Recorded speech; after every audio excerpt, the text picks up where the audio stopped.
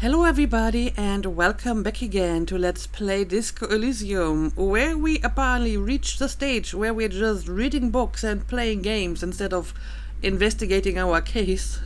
But in my defense, I needed to pass some time before I can continue to work on, well, at least the case of the dead body on the boardwalk. So I could call the library now, I'm sure, but let's have another look at that game. I mean, I paid for it, so obviously I want to play it at some point. So let's interact with it again. The Suzerainty box is heavy and slightly awkward in your hands.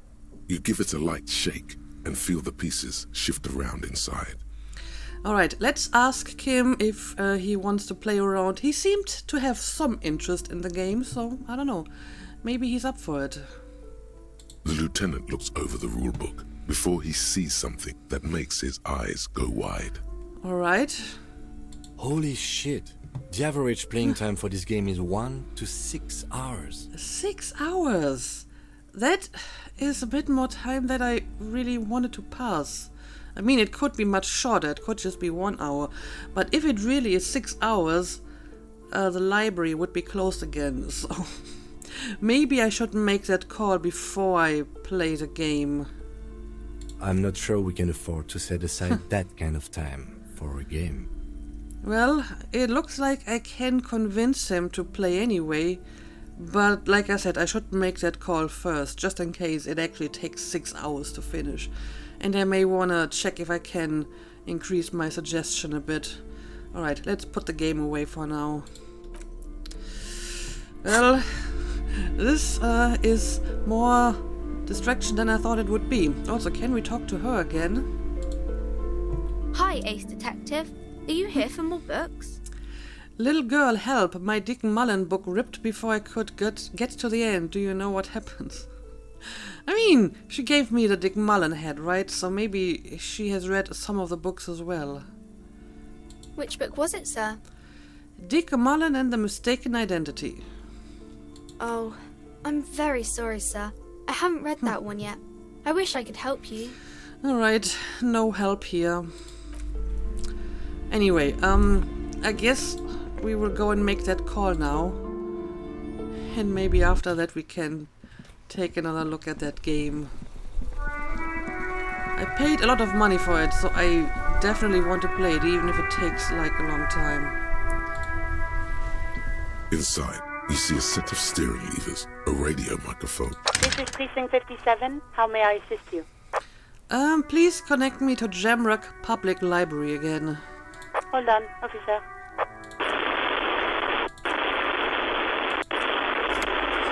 Well?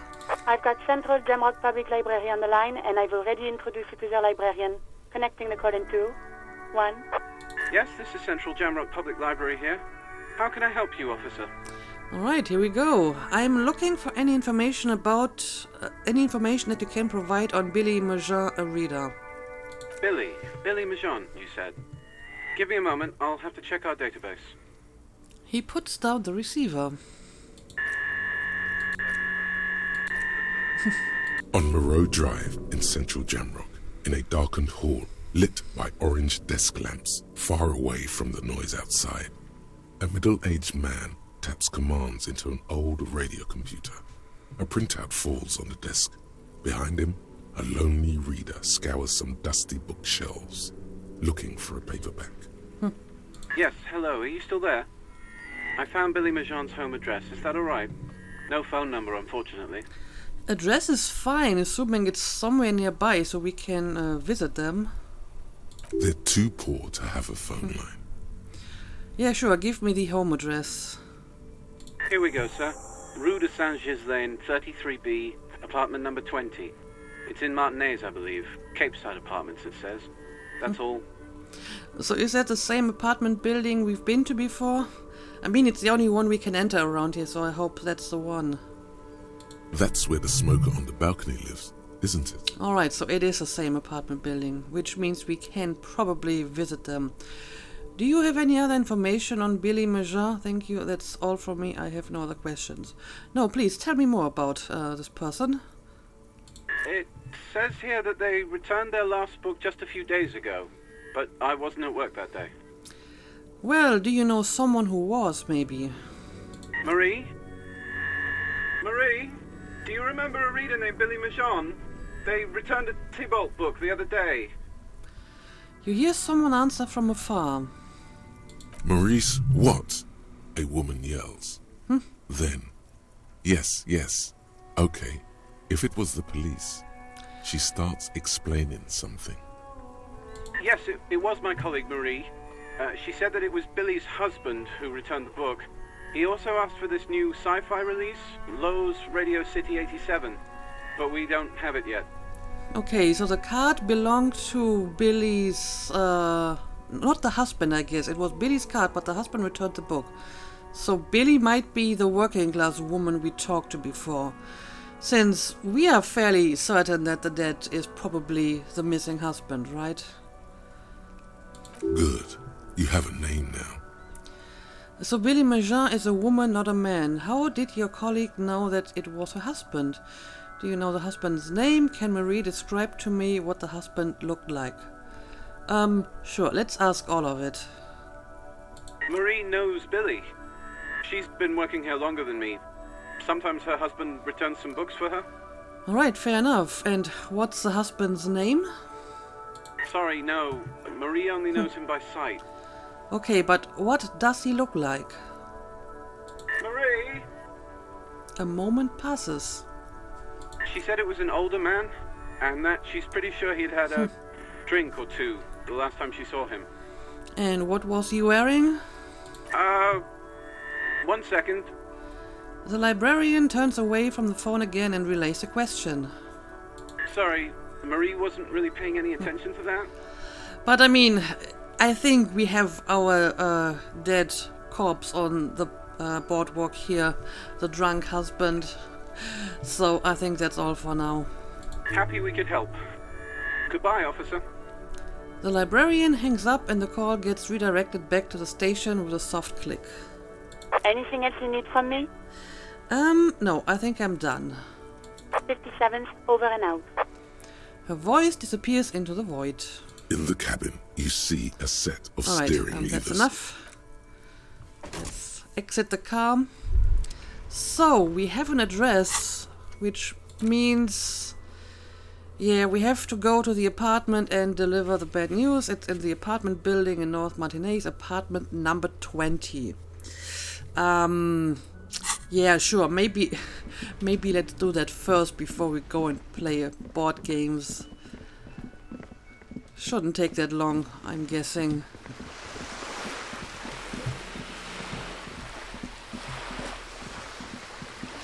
So we have two different options to enter the apartment building. Oh, hang on a second. The sea breeze carries more than salt. Meat, not rotten, not fresh. Grilled. What? Where does the smell of grilled meat come from? That is odd. Anyway, I guess we will enter here. Now, apartment number 20. Pretty sure it's not this one. This is where Kuno lives, right? This one right here is just the communist living place. This one's empty. I can't really enter any of these, right? So, it's probably one on the outside.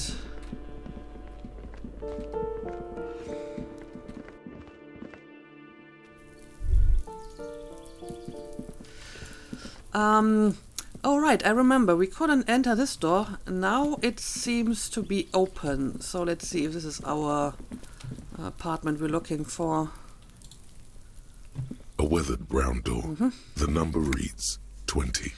There we go, that's the one. Something smells good. Soup à l'oignon. The lieutenant motions to you to go ahead and knock. Hold on, Kim, we should discuss this before we move on. What should we expect? Yeah, have you done this before? You're right. Let's talk this through. He looks at the apartment door and lowers his voice a bit. You hear light footsteps passing by the door and some folk music playing on the radio. We have our first preliminary identification. In all likelihood, the deceased is the husband of Billy Méjean. We need to confirm this, as well as deliver the death notification to Billy herself. Right. I mean, how would we confirm it? She wasn't even sure her husband is missing when we talked to her the last time. Now, delivering a death notification is never an easy task. There's a reason why it's often called the most stressful part of our job. This is why it's usually done in pairs. You got this. I'll be monitoring reactions, ready to act if necessary. All right. Do you have any advice on how to tell her he's, well, dead? What if I don't want to do this? Kim, I don't want to do this. Let's turn around. Try to bail out. All right, I think I'm ready. Yeah, I don't know. Any advice? Dead? Just don't say that you know how they feel. You don't. Okay, well, that's good advice. What if I don't want to do this, huh? Yes, it's hard. But there is no easy way to handle this information. It just has to happen, as soon as possible. Yeah, I guess I shouldn't try to bail out of this. Let's just do this. The lieutenant motions towards the door. All right, let's knock. Hello? Who is it? A voice calls from the other side of the door. And someone turns down the radio. Look at the lieutenant first. I think I can handle at least this part. Is this Billy Méjean's home? This is the police. Please open the door. Yes. The police? A moment, please give us a moment. You hear shuffling inside. Tidying up. Nervously. Come in, the door is open. All right. Let's go inside.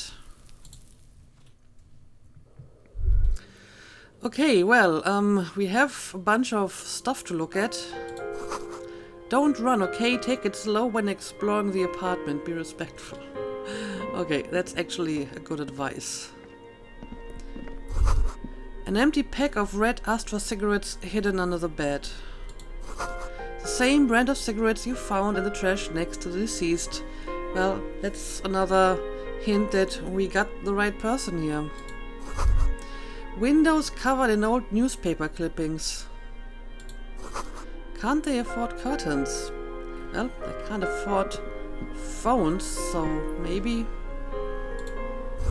Some leftovers kept on a stovetop. Smells like buckwheat and onions here. Packages of humanitarian aid macaronis. Humanitarian aid macaronis.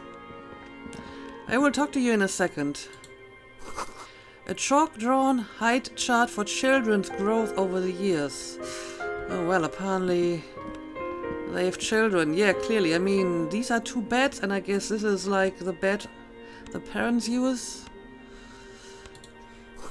Posters of contemporary pop stars adorn the walls. The clock is ticking away with an odd cheerfulness. A textbook for high school, mathematics, trigonometry mostly. Yep, clearly they have children. Anyway, enough stalling. Let's talk to her. It's you from the bookstand. Did you come to bring my cockatoo back? Okay, so it is the working class woman we spoke to earlier. She smiles nervously before the smile vanishes from her face. I don't think I introduced myself properly. I'm Billy. Would you like something to drink? Tea? Lemonade? We're out of coffee. That's just fine. I don't need a drink. The lieutenant has taken off his foggy glasses and is busy cleaning them in his handkerchief for now. You're on your own here. Yeah, I guess I have to do this all by myself. Okay, let's do it. Condensation from stepping inside. Thank you, visual calculus, for that useless piece of information. Thanks, but I'm alright. I'm not really here for the tea, not now. Yeah, I'm alright. No tea necessary. Is this about Victor, my husband? Is he in some kind of trouble again? I can come pick him up in the station if that's what. She stops, her eyes trying to read answers from your face. Yeah, if only that was the problem here. Keep it together. You don't want your body language to tell her the news. Sorry, I'm rambling. It's just that Victor often gets into all kinds of trouble. So, how can I help you? Well, let's see, what are my options here? How about some small talk before you break the news? So, how have you been? I noticed you were cooking something. You live here with Victor, your husband, right? Well, maybe the small talk shouldn't be too small. I have a pretty decent skill check here, even though my empathy isn't even my best skill, but I collected a lot of bonus points. Maybe I can ask about her husband, and then we will move on to the skill check. It's me, Victor, and the kids here. We have 2 daughters, Jenny and Jolie. And where is everybody? I don't see anyone home. How old are your daughters? How old are they? Jolie is 16 and Jenny is turning 18 next month. All right, and where is everybody? The girls are staying at their friend's place tonight. And Victor is out. Yep, well, for a few days already. She swallows visibly. He still hasn't come home. Well, clearly not. No. She stops. Why? Do you have any news? To your knowledge, did he make it to the library? What was the name of the library? What was he supposed to do in the library? Remind me again, what was he wearing when you last saw him? Okay, I guess I can use this to confirm that we actually have the right person. So, did he make it to the library? No. I guess I'll find out when he decides to come back home. She looks at the front door. Well, but someone was at the library. It shouldn't be long from now. He's never gone for more than a few days. So what was the name of the library? Oh, it's in Jamrock. The one at Mayro Street. I don't know the official name. Okay, that is the library we just called. Central Jamrock Public Library? I think, yes, if that's the one on Mayro. It is. What was he supposed to do in the library? Yes, let's ask that. Just to return a book of mine? Why? Why all those questions, Detective? Did he... Was it The Glinting Curve by M.T. Bald? What was the name of the book?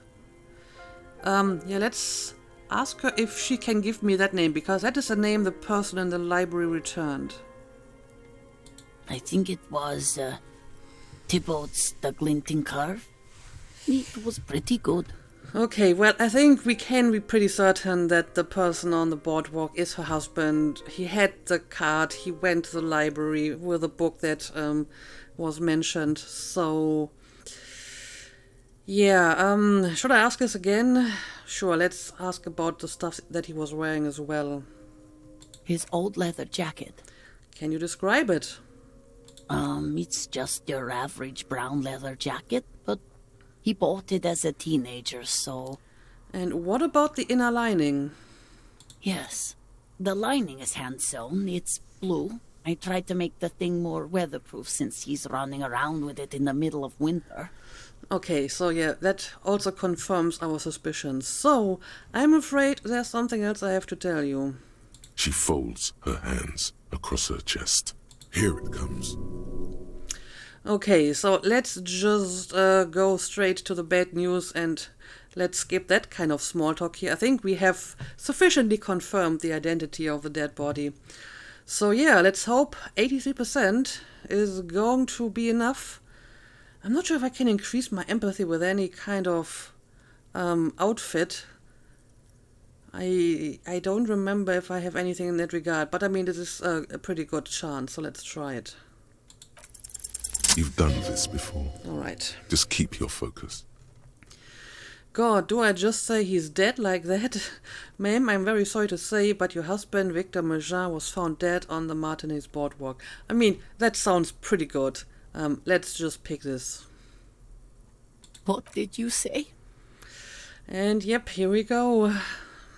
Great and terrible Spike. The blood freezes in her veins. Your husband, Victor Marjin, is dead. I am very sorry for your loss, ma'am. Oh, She touches her neck, eyes pale like pearls in seawater. oh. But he was just... She looks at the kitchen table where 2 cigarette butts are still in the tray. But he was just here. Alive. Well, I mean a few days ago. We understand this comes as a huge shock. I want you to know that me and my partner are here for you if you have any questions. Take your Right. time, man. So Kim decided to contribute after all. What happened to him? She turns to you. Her neck and cheeks are covered with red blotches. Her double chin is shaken. It's still too early to say, but at first glance it seems like he slipped and hit his head. It was an accident. He fell through a hole in the boardwalk and hit his head. Yeah, I think we're pretty sure about the fact that it was an accident, right? Was he drunk? Alcohol may have played a role, yes. We don't know yet, but we will let you know when the results arrive, yes. We found a bunch of, bottles nearby, so probably alcohol, yes. I see. And you just found him there, lying in the coal. Yep, I'm afraid that's what we did. How long had he been there? If you say 2 days maybe, it will be etched in her mind forever. Okay, so maybe I should say something different. It's hard to say at this point. It couldn't have been long, 2 days maybe. Let's just be vague. It's hard to say at this point. She blinks, eyes welling up with tears, as her hand starts searching for something from the pockets of her dress.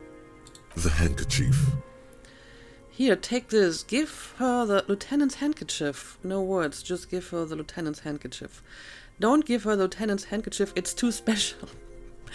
Yeah, I remember he gave this to me, when we examined the corpse, right? The mercenary corpse. But I think she needs it more than me at the moment, so let's just give it to her. A small, terrified smile quivers on her face as she takes the handkerchief and wipes away the tears. She looks disoriented. Is there anyone we could call for you? A friend, a family member, someone who could be here for you? No. I just need to tell my girls. The air gets sucked out of her lungs suddenly. Yeah, that's going to be fun, I'm sure. It burns like acid. Unreal.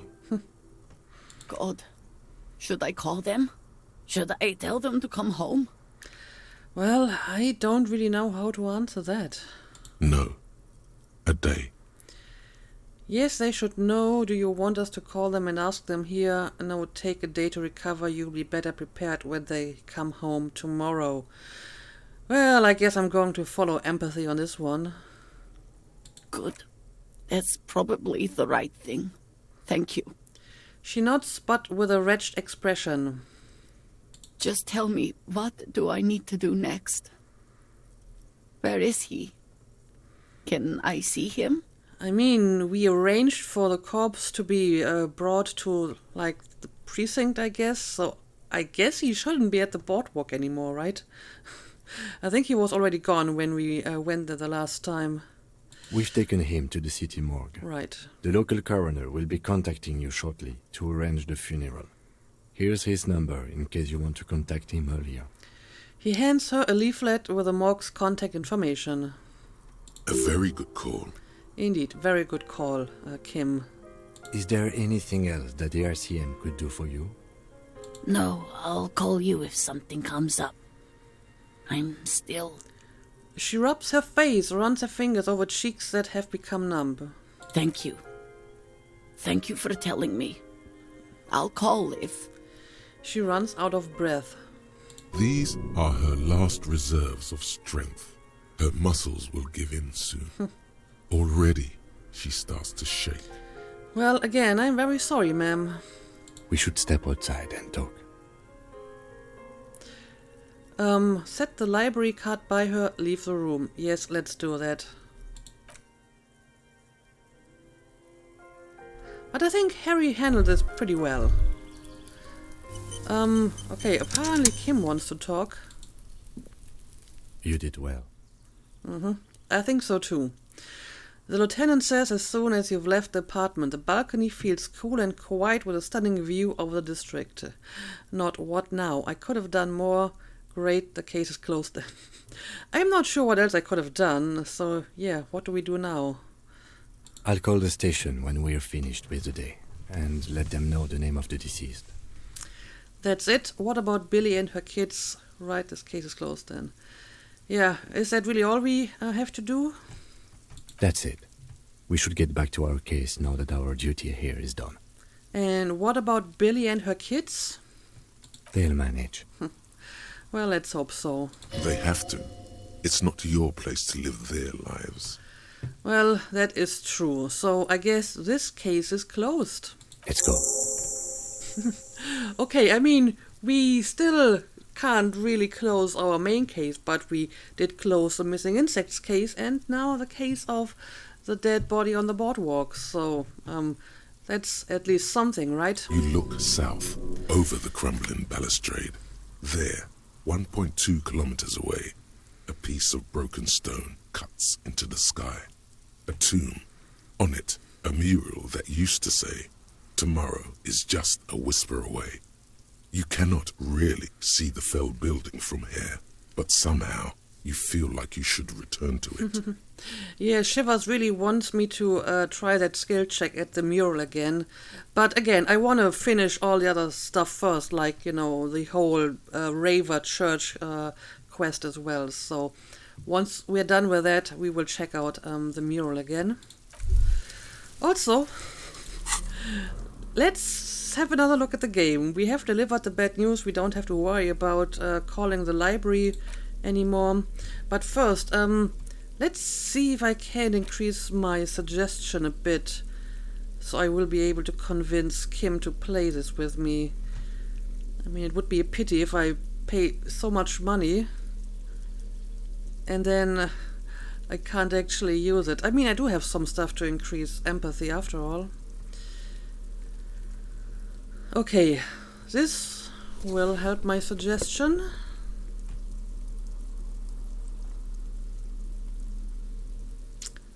But that's pretty much all. I have some skills that can be increased a lot via different pieces of outfit, and some that can be increased hardly at all. So there's a bit of an imbalance here. Anyway, now let's try this again. The Suzerainty box is heavy and slightly awkward in your hands. You give it a light shake and feel the pieces shift around inside. Alright, these odds are a lot better already. Let's try this. What? No! Does the lieutenant hate fun?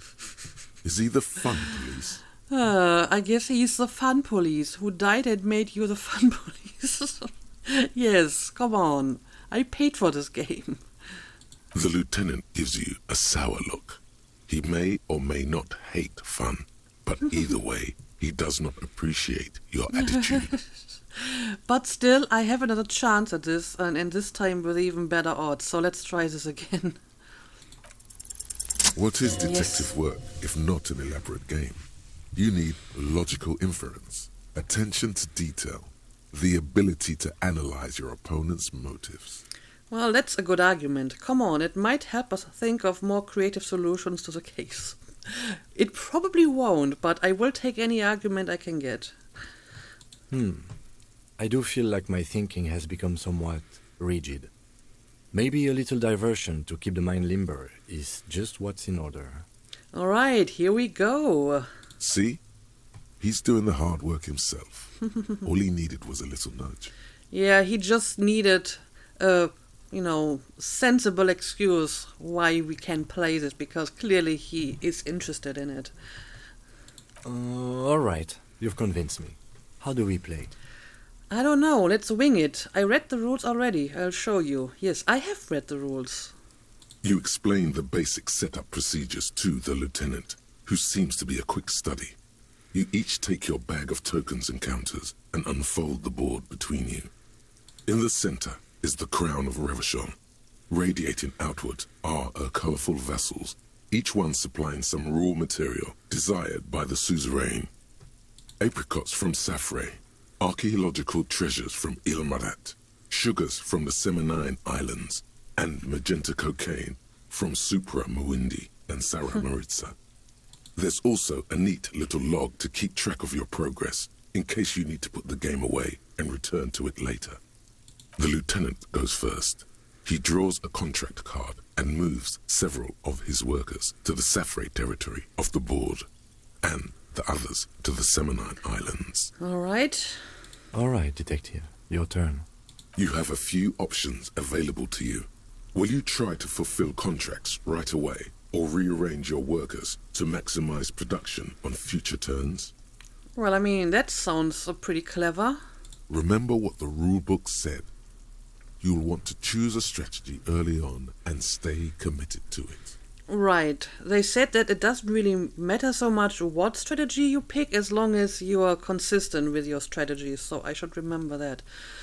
Try to fulfill a contract, let your workers rest for a while, just do whatever Kim did. I mean, I kind of like the one where I rearrange my workers to maximize production, but I mean, letting them rest is not the same as rearranging them, so I don't know. Let's try to fulfill a contract. You draw a contract card offering a number of coins in exchange for archaeological treasures. Nice. You place all your workers on the Ilmarat territory.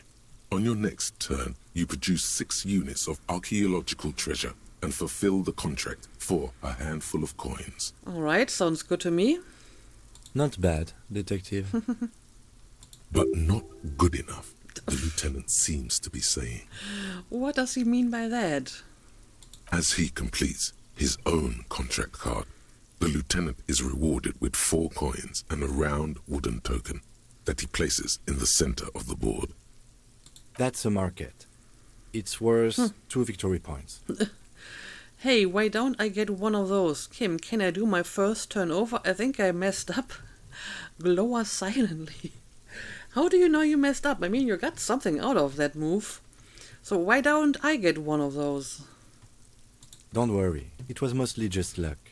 You'll earn some points soon enough. All right. What is that patronizing tone? You're one of the suzerain's trusted administrators. You may need to put the lieutenant in his place. I'm not even sure what points are. That's part of the problem.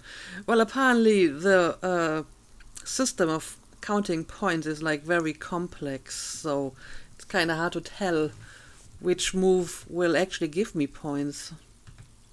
Points are nothing. They don't exist. They're just an arbitrary convention that games use to reward or punish players for certain behaviors. Who came up with such a concept? Am I getting points right now? Look around. Oh, that makes sense. Yeah, who came up with such a concept? Game designers, I imagine. Well, and am I getting any points right now? There are some paranoid types who believe the moral intern keeps detailed score sheets for everyone in the Real Belt. But that's obviously nonsense. Okay. Otherwise, no. There are no points. Just your actions and the consequences of those actions. Just like there are no honor points. None whatsoever. Well, I guess that's reassuring. That's just the way it is. The lieutenant doesn't seem to find much value in dwelling on the subject. Okay, fair enough. Now, I believe it's your turn. Right. Glancing over the board, you see several possible strategies. Pressing more workers into service would increase your economic output and help you to survive a possible conflict with the lieutenant. Or you could ignore your labor supply and focus on fulfilling contracts for points and resources. Well, let's see. Those aren't your only options. Okay, what are my other options? You could also show your workers how much you appreciate them by investing some of that wealth in them. After all, they're the ones producing wealth for the suzerain. That's true, but somehow I doubt that this is how the game is supposed to be played. Well, sure, you can do that. It's just not a terribly effective strategy, but then it's up to you. I'm also not sure if it would be consistent with my starting strategy. Invest in your existing workers. Press more workers into service. Focus on fulfilling contracts. Kim, what should I do? I'm bored with this. Let's finish the game later. I mean, I started with doing a contract, so I guess the most consistent option would be to just continue doing contracts. It seems very, non-aggressive, just doing contracts, but since I picked that strategy in the beginning, I guess I will just continue with it. So let's focus on fulfilling contracts. Who cares about workers or territories when the real action is in Revachol? You spend your turns fulfilling contracts for sweet coins and one-time bonuses. All right. After several turns, you have a neat pile of cardboard coins and several units of archaeological treasure, which you trade in to build a museum. A museum, nice. I'm not sure if that is terribly, profitable, but I like it. You place a cylindrical piece of wood on the Revachol section in the middle of the board.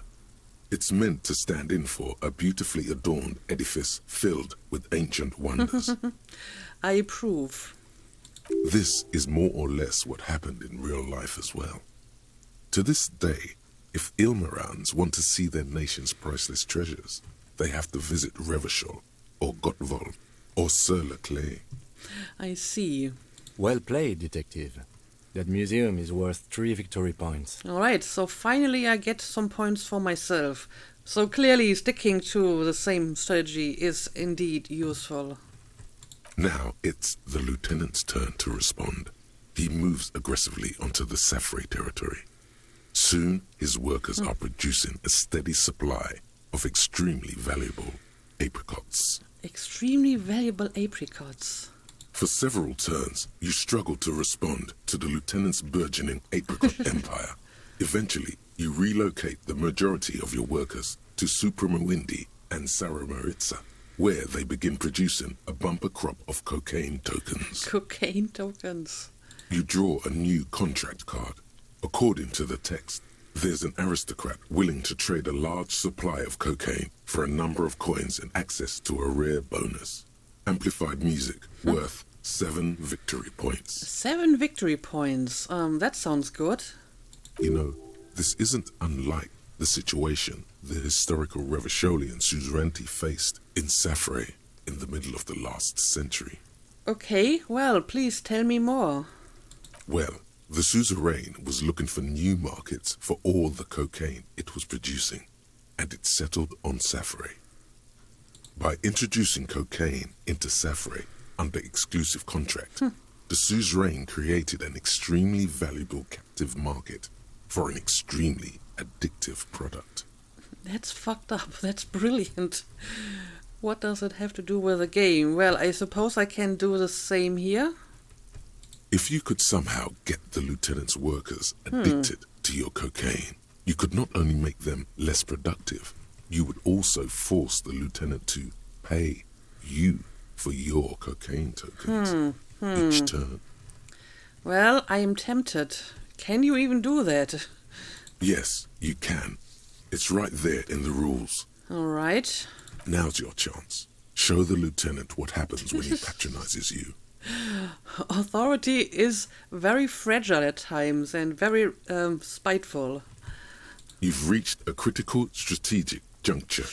How do you respond to the lieutenant's aggression?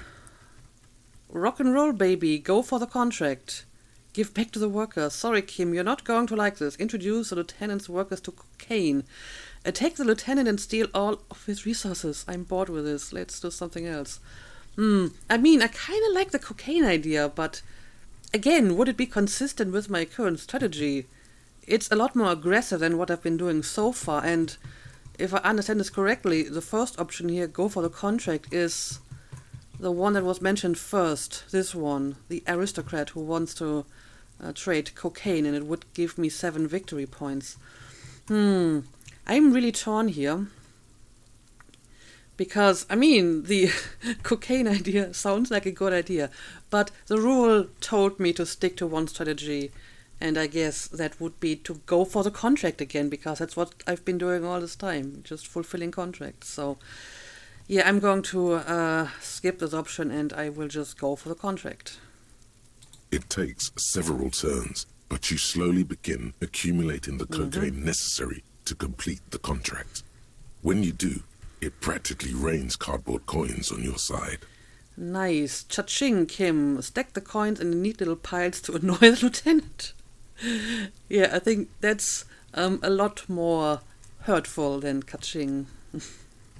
Despite your conspicuous display of wealth, the lieutenant still has a formidable store of coins and resources. All right. The end game is upon you. How will you spend the vast resources you've acquired for the glory of the Suzerain? Well, let's see. What are my options? Flipping through the manual, you find the most expensive structure in the game. The Revacholian Victory Column, worth 12 victory points. If you can successfully build it, victory will be all but assured. Okay, so let's try to build the victory column. Alternatively, you could try launching a trade war to crush the lieutenant's economy, or you could blow all that money on a public education system for your worker tokens. Again, that is very nice, but it would not be consistent with my current strategy. The choice is yours. For almighty Revachol, go for the victory column. It's on, Kim. Launch a trade war. Build a public education system for your workers. I'm bored with this. Okay. Yeah, I'm pretty sure this is not consistent with my current strategy. What about the trade war? Again, seems a lot more aggressive than what I've been doing so far. So, I guess I'll go for the victory column. Yeah, sure, let's do it. Using the substantial coins and resources you've accumulated from diligently fulfilling contracts and constructing trade routes, you spend your final turns constructing the ultimate structure in the game, the Revacholian Victory Column. All right. With a triumphant flourish, you remove a rectangular token from one of the satchels and place it next to your museum cylinder in the center of the board. Behold my vast accomplishments. This feels strangely anticlimactic. No, please behold my vast accomplishments. They are nice tokens, yes. Very impressive. Now, let's tally up the scores, shall we? Yes, let's. Computing the final scores is almost a game unto itself. You each spend an inordinate amount of time making stacks of coins, consulting tables, and struggling with basic addition and multiplication. After double, then triple checking your maths, you have your final score. All right, let's see. 35 victory points. Ooh. The Suzerain will be extremely pleased. I mean, that sounds good, but the question is how many victory points does Kim have? I've got 26 points. There we go. He says, slightly disappointed. Looks like you won convincingly. Well played, detective. Well, I guess the rulebook was right. Just sticking to the same strategy the entire time certainly pays off. Now let's clean up and get back to work. Right, let's do this. You hold the open game box before you. Okay, so apparently we're done, and it didn't take 6 hours. It was just about, 2 hours. So I think this was time well spent. I also wonder if I got any political points for playing this game a certain way, because I feel I went a very ultra-liberal way, focusing on economic stuff. I also could have chosen options that were more like, oh, I'm going to help the workers and so on. It would be interesting to see if you can actually win the game if you go that route consistently, because I'm pretty sure that's not how the game is designed to be played. But it would be interesting to see if you can win the game if you consistently stick to the pro-worker route. Anyway, yeah, I guess we're done with that dead body on the boardwalk task. So, in the next episode, we will finally go back to the Ravers and try to start a nightclub, I suppose. And I guess the first thing I have to do is go into the church and look into the spookers who are apparently in there. And maybe Ruby, but I'm pretty sure she won't be in there because the church has been locked for a week or so. But yeah, I guess that is enough for today. Let's make a cut here. As always, thank you for watching and see you again next time.